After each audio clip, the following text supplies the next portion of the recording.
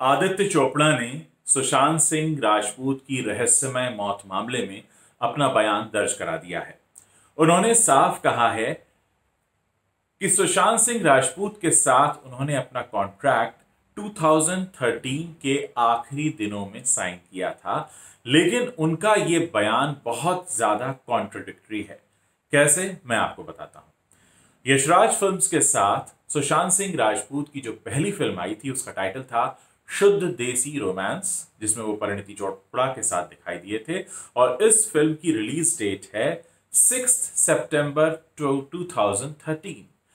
जब एक फिल्म सितंबर 2013 में रिलीज होती है, यशराज की फिल्म, उनकी पहली फिल्म, तो ये कैसे हो सकता है कि यशराज फिल्म्स ने उनके साथ अपना कॉन्ट्रैक्ट उस फिल्म की रिलीज डेट के बाद साइन किया हो। मैं आपको बता दूं कि किसी भी फिल्म को बनने में कम से कम 6 से 7 महीने का वक्त लगता है।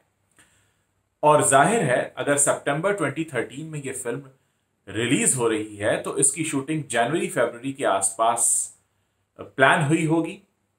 2-3 महीने का प्री प्रोडक्शन जरूर रहता है, 2-3 महीने का पोस्ट प्रोडक्शन रहता है, 2-3 महीने की शूटिंग रहती है। कुल मिला के 7 से 8 या 9 महीने में फिल्म बनकर तैयार होती है। मैं आपको बता दूं कि काय पोछे जो पहली फिल्म थी सुशांत सिंह राजपूत की, वो 22 फरवरी 2013 को रिलीज हुई थी। और इसकी रिलीज के बाद ही यशराज ने उन्हें साइन किया था। और 2013 फरवरी में जब ये फिल्म आई काय पोछे, पसंद की गई, काफी नाम हुआ सुशांत का इस फिल्म से। उसके बाद जो उनकी अगली फिल्म रिलीज हुई वो थी सितंबर 2013 में आई फिल्म शुद्ध देसी रोमांस, जिसका मतलब यह है कि फरवरी 2013 में अपनी पहली फिल्म की रिलीज के बाद ही उन्होंने यशराज फिल्म्स के साथ कॉन्ट्रैक्ट साइन किया होगा। और उसके बाद ही दोनों पक्षों में आपसी रजामंदी बनी होगी और उसके बाद ये पहली फिल्म बनी और रिलीज हुई। तो आदित्य चोपड़ा का यह कहना कि उन्होंने कॉन्ट्रैक्ट बाद में साइन किया है, ये थोड़ा समझ के बाहर है। और दूसरी बात, संजय लीला भंसाली ये पहले ही कह चुके हैं कि वो रामलीला के लिए साइन करना चाहते थे सुशांत सिंह राजपूत को, लेकिन कुछ क्लॉज ऐसे थे उनके जो जो पहले ही वो साइन कर चुके थे यशराज फिल्म्स के साथ एग्रीमेंट, जिसमें कहा गया था कि उन्हें कुछ पैसा देना होगा। भंसाली ने यहां तक कहा है पुलिस से कि वो पैसा देने के लिए भी तैयार थे, लेकिन उसके बावजूद वहां से कोई जवाब नहीं आया।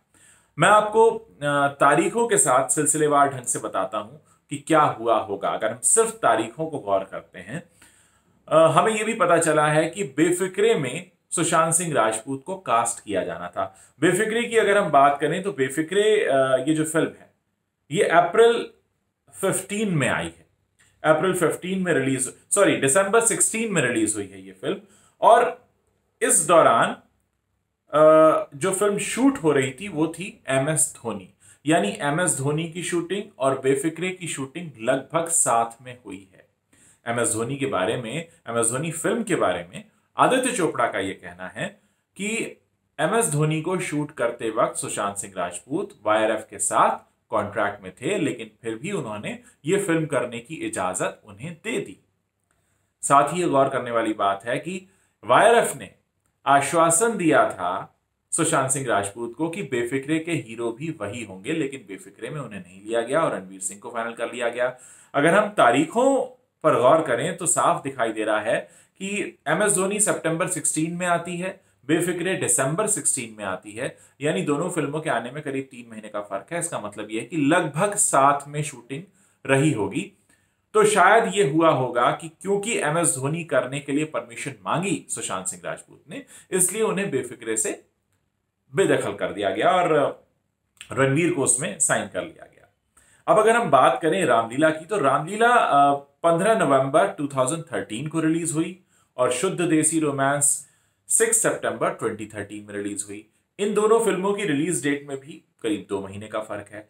इसका मतलब यह साफ है कि जिन दिनों शुद्ध देसी रोमांस शूट हो रही थी उन्हीं दिनों भंसाली की रामलीला भी शूट हो रही थी। यानी ये एक तरह से साफ है कि सुशांत सिंह राजपूत दोनों में से कोई एक ही फिल्म कर सकते थे, क्योंकि आमतौर पर जब एक फिल्म की शूट चलती है तो करीब 3 से 4 महीना मिनिमम उसकी शूटिंग चलती है। और अगर किन्हीं दो फिल्मों की रिलीज में 2 महीने का रिलीज डेट का फर्क हो तो ये अंदाजा लगाया जा सकता है कि शायद उन्हें किसी एक फिल्म को चुनना पड़ा होगा।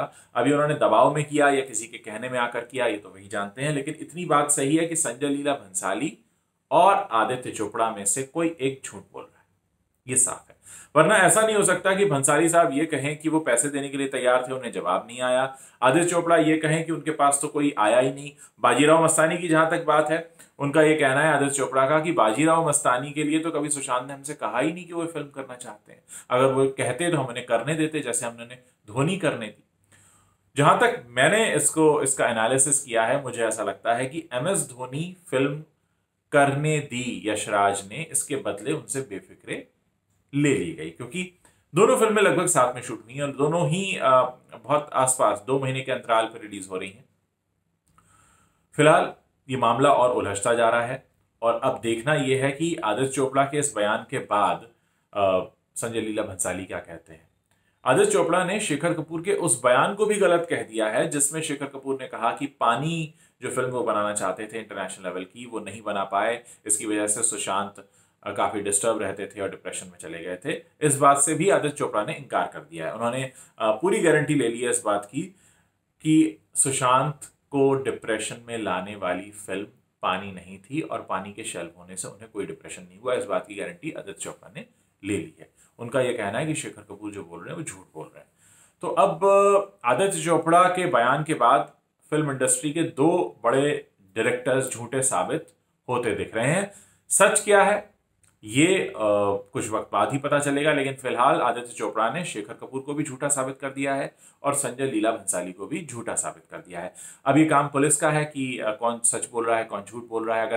अगर हम एक बेसिक रिसर्च भी करें और दोनों फिल्मों की रिलीज डेट के हिसाब से बात करें तो दूध का दूध पानी का पानी हो जाता है। पता लग जाएगा कि किस तरह से ये फिल्में लगभग साथ में बन रही थी और जाहिर है कुछ ऑप्शन नहीं रहा होगा कि दोनों फिल्मों में एक साथ काम किया जा सके, क्योंकि फिल्में जब बनती हैं अक्सर तो एक साथ बल्क में कई बार 3 महीने 4 महीने की डेट्स दी जाती हैं।